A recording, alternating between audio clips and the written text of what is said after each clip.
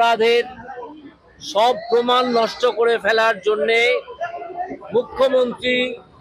মুখ্যমন্ত্রী তার নির্দেশে পুলিশকে দিয়ে এই কাজগুলো করিয়েছেন।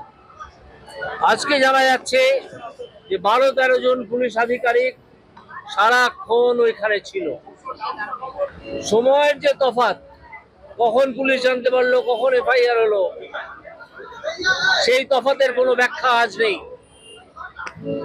মুখ্যমন্ত্রীর নির্দেশ ছাড়া এখানে এই ঘটনা ঘটতে পারে না, যেখানে মৃতদেহ তাড়াতাড়ি নিয়ে গিয়ে তাকে পুড়িয়ে দেওয়া হবে।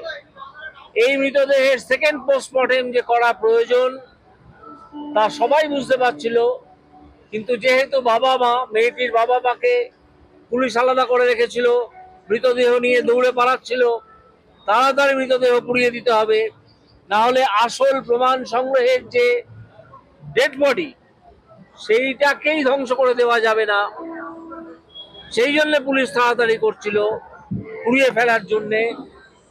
এটা সম্পূর্ণ তো মমতা ব্যানার্জির নির্দেশ ছাড়া হতে পারে না। আমি তাই মমতা ব্যানার্জিকে এই মামলায় একজন অভিযুক্ত হিসেবে জিজ্ঞাসাবাদ করার জন্যে সিবিআই এর কাছে দাবি জানাচ্ছি।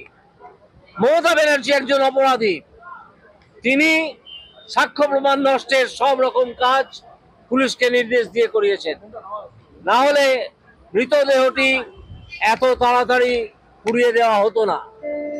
পুলিশ একটা ভান করে বলেছে যে সেই মৃতদেহ তার বাবা মাই দাহ করার অনুমতি দিয়েছেন। যে ভদ্রলোক ভদ্রমহিলাকে 3 ঘন্টা মৃতদেহ দেখতে দেওয়া হয়নি হসপিটালে পৌঁছানোর পরেও, যে ভদ্রলোক ভদ্রমহিলা বলেছেন যে পুলিশ এবং ওখানকার ডাক্তাররা আমাদেরকে হেনস্থা করেছেন, যার একমাত্র মেয়ে ডাক্তারি পড়ছিল, পরিবারটির আশা আকাঙ্ক্ষা যাকে ঘিরে গড়ে উঠছিল, তার যখন হঠাৎ মৃত্যু হয় তখন সেই বাবা মায়ের কি স্মরণে থাকে যে সেকেন্ড পোস্টমর্টেম করতে হবে? আর যাদের স্মরণে ছিল বা থাকতে পারতো তাদেরকে পুলিশ বাবা মায়ের কাছে ঘেঁষতেই দেয়নি, যাতে না ঘেঁষতে দিয়ে মৃতদেহটি তাড়াতাড়ি দাহ করে দেওয়া হয়। এর জন্য আমি আবার বলছি, মমতা ব্যানার্জিকে আমি অভিযুক্ত হিসেবে দেখছি এবং সিবিআই এর কাছে দাবি জানাচ্ছি, অনুরোধ নয়, এটা আমার দাবি যে মমতা ব্যানার্জিকে এখনই কাস্টডিতে নিয়ে জিজ্ঞাসাবাদ করতে হবে।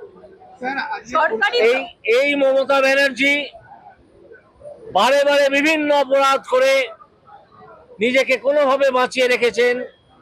সাধারণ মানুষের ক্রোধ কোনো রাজনৈতিক পতাকা ছাড়াই ফেটে পড়েছিল 14ই আগস্ট রাতে, আজও বিভিন্ন সময় ফেটে পড়ছে।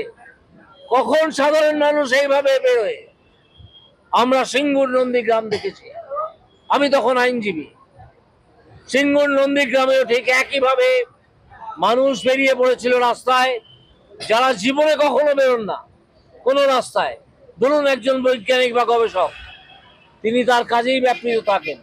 একজন আইনজীবী, তিনি তার পেশায় ব্যাপৃত থাকেন। একজন ডাক্তার, তিনি তার কাজে ব্যাপৃত থাকেন। এখন আর এই বিভাগগুলো নেই, সবাই মিলেমিশে নেমে পড়েছেন একটাই কথা বলতে, এইটা দফা 1, দাবি 1, মুখ্যমন্ত্রীর পদত্যাগ। মুখ্যমন্ত্রীকে পদত্যাগ যদি তিনি করতে না চান, তিনি করতে চাইবেন না, কারণ বিভিন্ন কেলেঙ্কারি তাকে তাড়া করেছে, বিভিন্ন কেলেঙ্কারি। এই তাড়া করার মধ্যে দিয়ে তিনি এখন দৌড়ে কোনো রকমে বাঁচতে চাইছেন, তাকে টেনে নামাতে হবে। আজকে এই যে মানুষের বিক্ষোভ 14 তারিখে ফেটে পড়েছে, এটা একদিনের বিক্ষোভ নয়, পুঞ্জীভূত মানুষের ক্রোধ, মানুষের আক্ষেপ, মানুষের যে ঘৃণা, সেইটা 14 তারিখে ফেটে পড়েছে। এই মুখ্যমন্ত্রী একজন অভিযুক্ত এই মামলায়, তাকে ছেড়ে রাখলে চলবে না। এবার